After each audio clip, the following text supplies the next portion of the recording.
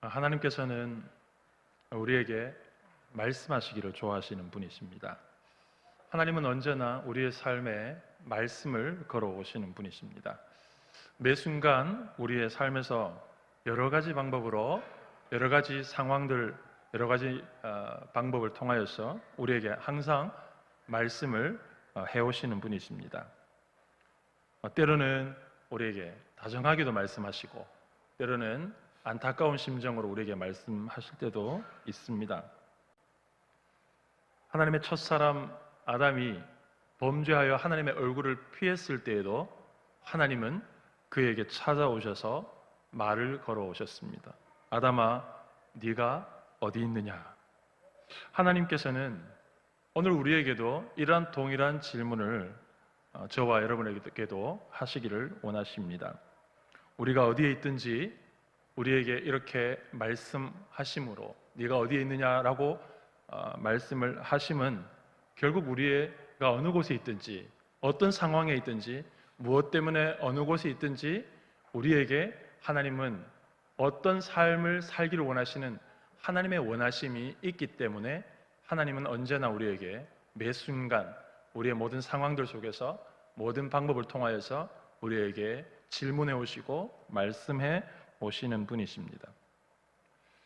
오늘도 우리가 함께 살펴볼 이 본문의 말씀을 통해서 하나님은 바울을 통하여서 이 그레데라고 하는 지역에 있는 큰 섬에 있는 이 각 교회의 성도들, 특별히 그 교회를 구성하고 있는 많은 다양한 연령층의 사람들, 다양한 계층의 사람들에게 말씀하시는 분이신데 그 말씀을 통하여서 그들의 삶의 현장들 속에서 다양한 삶의 정황들 속에서 어떻게 사는 삶을 살기를 원하신다고 하는 것을 말씀하시는 분이십니다. 하나님께서는 교회의 어떤 몇몇 지도자들에게만 이러한 삶을 말씀하시고 관심을 가지시는 분이 아니라 교회 공동체의 구석구석까지 세세하게 말씀하시고 그러한 세세한 삶의 모습들까지도 우리에게 가르쳐 주시고 그 당신의 원하심을 말씀하기를 원하시는 분이십니다. 그래서 오늘 말씀을 보면 많은 계층들, 많은 연령층들, 계층들을 쭉 나열하면서 언급하는 모습을 우리가 볼 수가 있습니다. 이 대부분의 교회 공동체는 우리가 알고 있는 것처럼 또 오늘 본문에서 발견되는 것처럼 디도가 섬기고 있는 그레데 교회와 마찬가지로 각각 다양한 계층의 사람들이 함께 어우러져 있고 또 각각 다양한 연령층의 사람들이 어우러져 있습니다. 하나님께서 이 본문을 통해서 이 다양한 계층의 사람들과 또 다양한 연령층에 있는 사람들의 모두에게 삶의 세세한 부분을 지적하시면서 이러한 삶을 너희가 살기를 원하신다라고 말씀을 하는 이유는 그 모든 다양한 연령층에 있는 사람들, 다양한 계층에 있는 사람들 모두가 결국은 하나님의 자기 백성이기 때문입니다. 그래서 14절 말씀 가운데 이 말씀을 마무리하는 부분에 있어서 바울은 이 모든 교훈의 목적을 하나로 정리하고 있는데 그것은 바로 모든 성도를 하나님의 자기 백성이 되게 하시기 위해서라고 분명하게 밝히고 있습니다. 우리가 개역개정 성경을 우리가 보면 자기 백성이라고 잘 번역되어 있습니다. 그러나 과거에 이 개역 성경, 한글 성경에서는 좀 더 의역적인 측면에서 이 자기 백성이라고 번역된 부분을 친백성이라고 이렇게 번역을 했습니다. 그래서 저는 이 친백성이라는 표현이 참 좋게 여겼고 그게 굉장히 익숙합니다. 이 말은 그냥 양자라는 것이 아니라 자신의 친백성이라는 친자식이라고 하는 이러한 언어 감각을 그대로 사용하고 있기 때문에 느낌적으로는 더 친밀하게 와닿아지는 그런 부분이 있다고 생각되어집니다. 사랑하는 성도 여러분, 교회 안에 있는 모든 성도들, 교회 안에 있는 다양한 연령층의 수많은 성도들, 직분이 있거나 없거나 나이가 많거나 적거나 신앙의 연조가 오래되거나 그렇지 않거나 교회 안에 하나님의 부르심을 받은 모든 하나님의 모든 사람들은 결국 모두가 동일하게 하나님이 관심을 가지시고 소외되지 않게 똑같이 말씀해 주셔서 그 삶을 이끌어 주시기를 원하시는 하나님의 친백성, 하나님의 자기 백성들임을 믿으시기를 바랍니다. 하나님은 당신의 백성들 모두가 선한 일을 열심히 하는 자기 백성이 되게 하기 위해서 골고루 말씀하고 있다는 사실을 우리가 본문의 말씀을 길게 읽으면서 발견하게 됩니다. 본문을 구체적으로 살펴보면서 하나님께서 그러면 우리 각자에게 우리가 처해 있는 위치도 다르고 상황도 다르고 그렇지만 동일하게 우리의 삶에서 하나님께서 각자에게 원하시는 하나님의 원하시는 삶은 무엇인가라고 하는 것을 우리가 본문을 살펴보면서 함께 은혜 나누기를 소망합니다. 바울은 이 디도에게 바른 교훈에 합당한 말씀을 선포하라고 말하면서 바로 그것을 통해서 이제 늙은 남자들이 절제와 경건과 신중함과 믿음과 사랑과 인내함이 나타나도록 가르쳐야 한다라고 권면하고 있습니다. 아울러서 늙은 남자들뿐만 아니라 늙은 여자들이 갖추어야 할 덕목들도 구체적으로 언급하고 있습니다. 그러나 우리가 여기에서 중요한 것은 이러한 덕목들이 단순히 자기 안에서만 나타나는 그래서 그러한 모습 속에 내 안에서만 이러한 그러니까 늙은 여자들에게 늙은 남자들에게만 나타나는 이러한 덕목들로 남겨두시는 것이 아니라 바로 이러한 것이 자기 안에도 나타날 뿐만 아니라 젊은 여자들과 젊은 남자들에게도 전수되어서 흘러가야 한다는 점이 사실은 이 본문에서 더 중요한 바울의 강조점이라고 하는 것입니다. 그래서 4절 말씀 가운데 어떻게 말하고 있습니까? 이 늙은 남자들, 늙은 여자들에게 있어야 할 이 삶의 모습들을 언급하면서 이것을 여기서 끊는 것이 아니라 어떻게 말하고 있습니까? 이 삶의 모습을 통하여서 젊은 여성들에게, 젊은 남자들에게 이것이 교훈되어지도록 하라고 가르치고 있습니다. 그래서 7절에서는 디도에게 모든 일에 있어서 스스로 선한 일에 본이 되라고 말씀하고 있는 것입니다. 그러니까 이 각 연령층과 계층들의 사람들에게 다양한 덕목들을 사실은 나열하고 있지만 구체적인 것들을 나열하고 있지만 사실상 중요한 것은 이 모든 구체적인 도덕적이고 윤리적인 덕목들이 자신들 안에서 나타날 뿐만 아니라 또 이것이 물이 위에서 아래로 흐름과 같이 다른 모든 사람들에게 그 영향력을 줄 수 있는 사람들에게 똑같이 흘러가야 한다는 점이 사실은 강조되고 있다는 것이죠. 이것을 통해서 우리가 무엇을 발견하게 됩니까? 바울은 이러한 다양한 연령과 계층에 있는 사람들에게 다양한 삶의 모습들에 대해서 각각 다르게 언급을 하고 있지만 결국은 바른 교훈과 권면을 통해서 결국 모든 성도들에게 이러한 삶의 모습들이 다 나타나야 된다는 것을 얘기하고 있습니다. 늙은 남자들에게, 늙은 여자들에게, 젊은 남자들에게, 젊은 여자들에게 또 종들에게 여러 가지 이야기들을 하고 있지만 사실은 다르게 얘기하고 있지만 결국 뭐라고 말하고 있습니까? 이 모든 것이 서로 흘러지고 영향력이 주어져서 결국은 여기에서 언급하는 모든 삶의 모습들이 저 사람에게 말한 것이 아니라 할지라도 그것이 다시 결국은 내게로 흘러와서 모든 하나님의 백성들, 하나님의 자녀들이 이러한 삶의 모습들을 이루어 가야 한다라는 것이죠. 그래서 젊은 남자들에게 언급하고 있는 이 덕목들이 젊은 여성들에게도 적용되는 것이다라는 것이죠.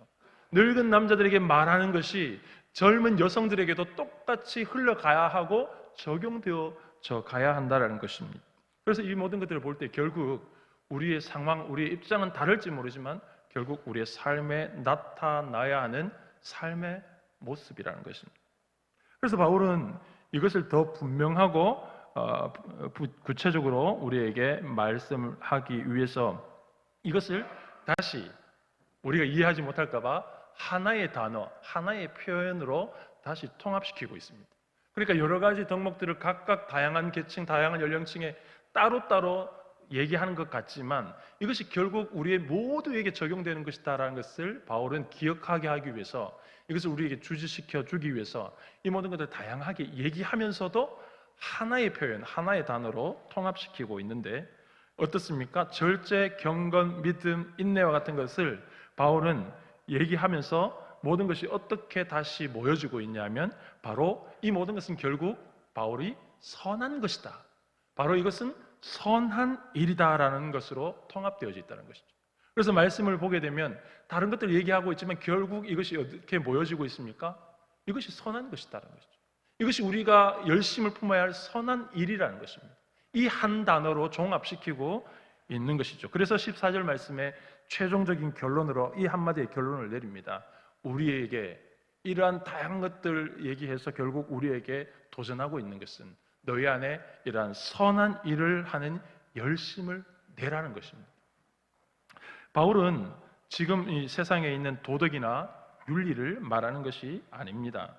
여러분, 성경에서 말하는 선한 일은 그냥 중립적인 선한 일이 아니라 그것은 바로 오늘 14절 말씀에서도 자세히 나타나 있고 11절에서 14절을 아우르는 내용 속에서 표현되어져 있는 것처럼 그것은 성경이 말하는 선한 일은 다른 것이 아니라 바로 우리를 모든 불법에서 우리를 속량하시고 그 속량을 위해서 자신을 내어주시는 그 사랑으로 우리를 속량하시고 값을 주셔서 사시고 우리를 깨끗하게 하셔서 결국에는 당신의 소유된 자기 백성, 친백성으로 삼으시는 하나님의 놀라운 구원의 은혜가 바로 이 성경이 우리에게 말하는 선한 일이라는 것입니다.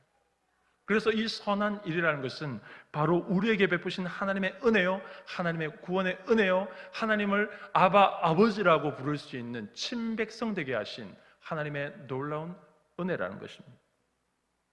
그래서 성경이 말하는 선한 일은 단순하게 말하면 바로 그리스도의 복음입니다. 그래서 바울의 논점은 간단합니다. 지금 윤리를 얘기하고 있지만 사람들의 윤리를 얘기하는 것이 아니라 하나님의 백성 된 자들이 하나님의 백성답게 사는 삶, 그 삶에 나타날 수밖에 없는 여러 가지 삶의 열매들을 강조하고 있는 것이죠. 그래서 그 이유가 바로 우리가 이런 은혜로, 이런 하나님의 놀라운 은혜로 하나님의 선한 백성들이 되었기 때문이다라고 얘기하고 있는 것입니다. 여러분, 바울은 우리 모두에게 이 요구되는 삶의 구체적인 모습들이 분명한 이 하나의 목적을 향하고 있다는 점도 언급하고 있습니다. 그러니까 이 여러 가지 덕목들이 사실은 하나님 앞에서 선한 일이라고 하는 것에 대해서 단어로 표현되어지지만 또한 그것으로 부족하니까 이것이 어떤 목적을 향해서 우리의 삶 가운데 나타나야 하는가라는 것 점을 분명하게 우리에게 언급을 하고 있습니다. 굉장히 반복적으로 짚어주고 있죠. 그러니까 여러 가지 덕목들, 늙은이에게, 젊은이에게 나타나는, 종들에게 나타나는 이러한 일들에 결국 왜 나타나야 하는가를 사도 바울은 분명하게 잊어버리지 않도록, 기억하도록 반복해서 짚어주고 있는데요. 그것이 5절, 8절, 10절, 14절에 이 덕목들을 쭉 나열하는 마지막에 항상 등장하고 있다는 것인데요. 5절 말씀을 보면 이렇습니다. 이는 하나님의 말씀이 비방을 받지 않게 하려 함이다. 이렇게 말하고 있습니다. 8절에서는 우리를 대적하는 자들로 하여금 우리를 악하다 할 것이 없게 하려 함이다. 그리고 10절 말씀에서는 하나님의 교훈을 빛나게 하려 함이다. 그리고 마지막 14절에서는 그래서 선한 일을 열심히 하는 자기 백성이 되게 하려 하심이다 라는 것을 말씀하고 있습니다. 바울은 앞서서 여러 가지들을 나열하고 있지만 그 개별적인 것들은 사실 그 단어 자체가 우리가 쉽게 와닿을 수 있는 것입니다. 내가 늙은 사람들이라면 이런 것을 하면 안 되는구나라는 것을 그냥 누군가 말하지 않아도 사실은 알 수 있습니다. 그래서 그런 하나하나 언급하는 개별적인 것들의 의미들보다 사실은 이것이 우리에게 왜 나타나야 하고 이것이 우리에게 어떤 의미가 되는가 하는 것이 더 중요하다는 것을 사도 바울은 드러내고 있는 것인데 그 이유가 무엇입니까? 바로 이런 삶의 모습을 통해서 이런 우리의 열심히 있는 선한 일에 열심을 내는 삶의 모습을 통하여서 오직 복음의 영광의 빛이 가려지지 않는 것이 바로 바울이 이렇게 힘주어서 구석구석 모든 성도들 가운데 세세하게 구체적으로 언급하는 이유다라고 사도 바울은 우리에게 상기시켜 주고 있는 것입니다. 그래서 오늘 본문은 이렇게 시작합니다. 오직 너는, 이렇게 시작을 하고 있습니다. 본문 1절 말씀에 오직 너는이라고 이렇게 시작을 하고 있지만, 좀 더 원문에 조금 더 가깝다고 여겨지는, 제가 볼 때의 번역은 그러나 너는이라고 번역하는 것이 좀 더 맞지 않는가, 그런 생각을 합니다. 1장 10절에서 16절까지 말씀을 보면 이 그레데 지역에 있는 이 영적인 분위기와 상황, 그 상황의 모습을 구체적으로 나열하고 있는데, 바로 이러한 상황과 모습의 정반대의 모습이 사실은 교회의 모든 구성원들 가운데 나타나야 한다는 것이죠. 나이가 어리건 겨우 신앙생활을 하는, 이제 신앙의 첫걸음을 뗀 사람이건 신앙의 연조가 긴 사람이건 많은 직무를 맡고 있는 사람이건 상관없이 모두 하나님의 백성이라고 일컬어지는 사람들은 바로 이 1장 10절에서 16절까지 있는 이 그들이 접하고 있는 이 상황들과 정반대의 삶의 모습으로 살아야 한다는 것, 그래서 그런 삶이 하나님 우리의 삶에 원하시는 것이다 라고 말씀하고 있는 것입니다. 그래서 이 모든 것들 또 다시 바울이 쭉 구체적으로 나열하면서 16절에 보니까 이렇게 말하고 있습니다. 마지막으로 한마디로 결론 짓는 것이 이렇게 말하고 있죠. 한마디로 표현하는데요, 모든 선한 일을 버리는 자다, 이렇게 말하고 있죠.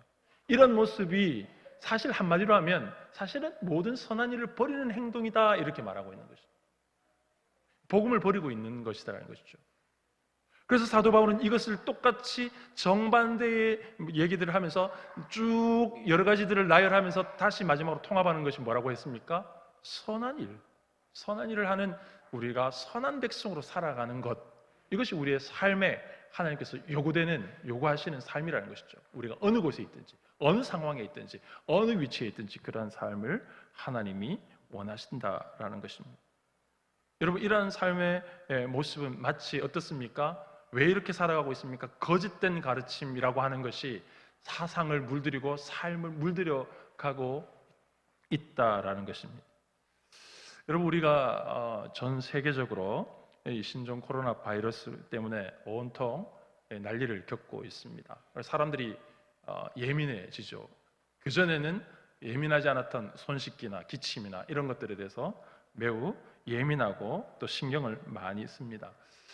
이런 사태가 주는 많은 교훈들 가운데서 이런 사태를 겪으면서 우리가 느끼게 되는 건 뭡니까? 그다지 과거에는 그렇게 중요하게 여기지 않았던 일들, 일상적인 삶에서 늘 기본적인 것들이겠지만, 그러나 그런 것들이 정말로 중요하다라는 것을 다시 한번 느끼게 되는 그런 계기가 지금 되고 있습니다.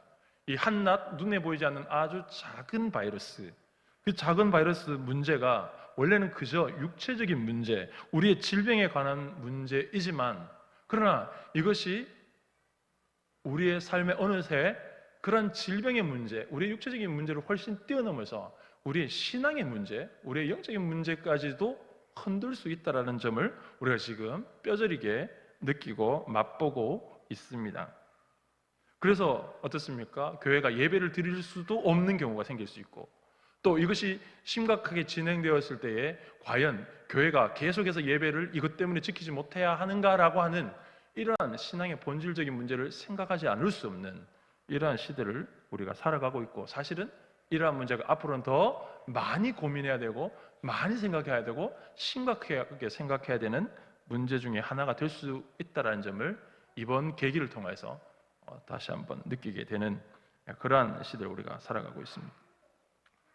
아무튼 우리는 언제 이 바이러스가 우리 몸에 침투할지 모르기 때문에 할 수 있는 대로 우리가 개인의 위생에 최선을 다하고 있고, 또 가볍게 여겼던 생활 수칙들을 엄격하게 지키려고 하고 있습니다.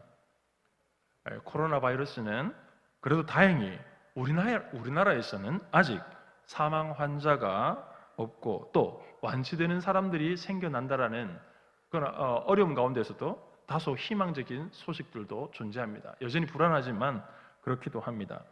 그러나 우리는 이 코로나 바이러스보다 더 치명적인 온갖 죄악의 바이러스들이 만연해서 퍼져서 대유행하고 있는 시대를 살아가고 있는 하나님의 백성들입니다.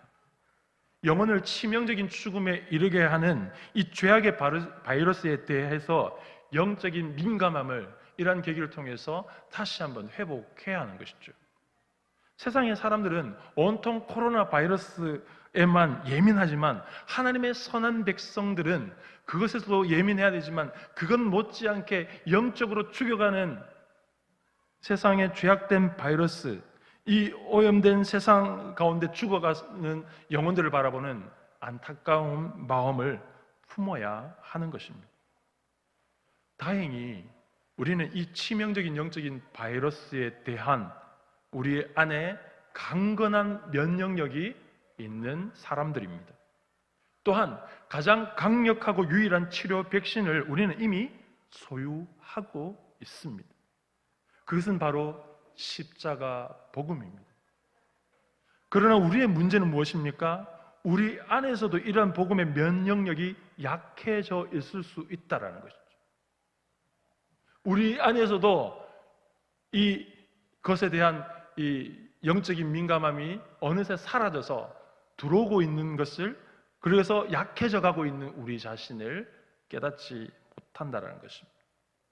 뿐만 아니라 이 확실한 백신을 가지고 있으면서도 죽어가는 사람들에게 전혀 영향력을 끼치지 못한다는 사실입니다.